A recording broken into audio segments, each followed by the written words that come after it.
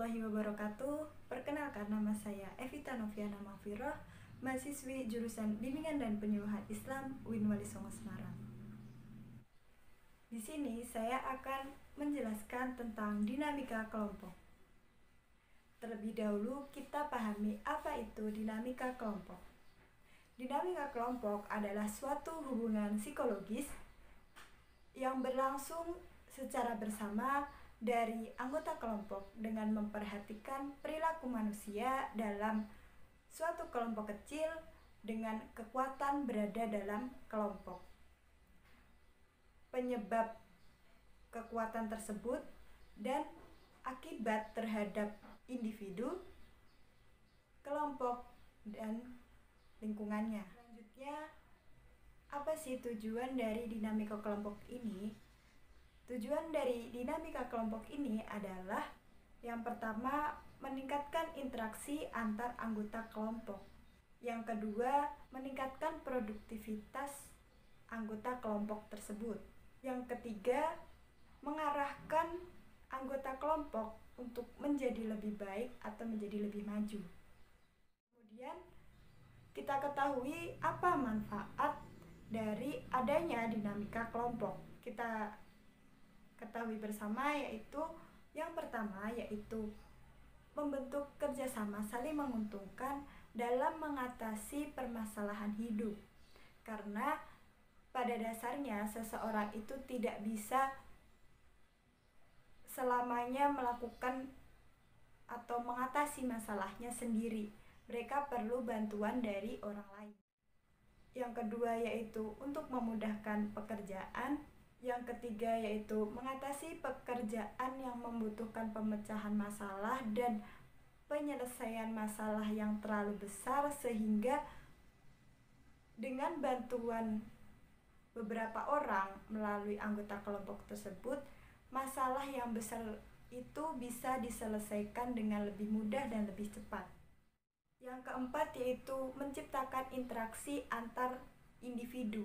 Aksi ini dapat berupa pemberian masukan serta menjalankan peran sebagai sesama manusia, yaitu saling membantu. Dinamika kelompok ini dapat dimanfaatkan dalam pemecahan masalah dalam proses konseling. Misalnya, proses konseling untuk siswa atau orang yang mengalami bullying. Bullying ini sangat berpengaruh terhadap fisik maupun psikis seseorang.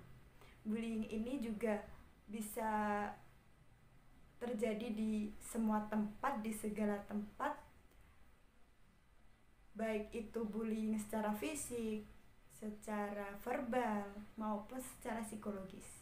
Biasanya, bullying ini dilakukan oleh orang yang merasa memiliki kekuasaan yang lebih besar, kekuasaan yang lebih tinggi, kemudian melakukan bullying kepada orang-orang yang mereka anggap lebih rendah atau lebih kecil.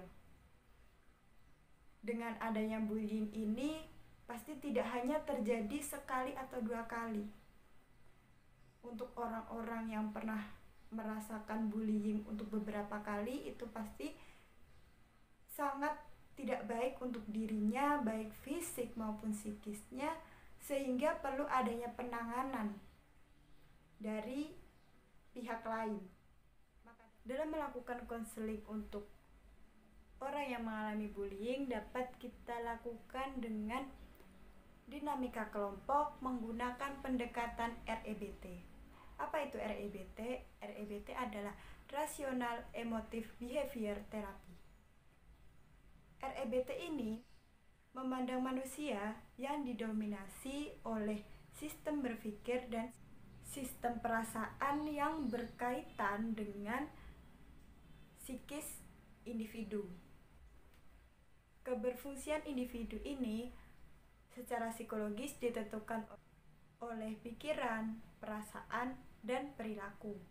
Rational Emotive Behavior Therapy atau REBT ini bertujuan untuk mengubah dan memperbaiki sikap, persepsi, cara berpikir, serta pandangan individu yang irasional menjadi rasional, sehingga dapat mengembangkan diri dan mencapai realitas diri yang optimal.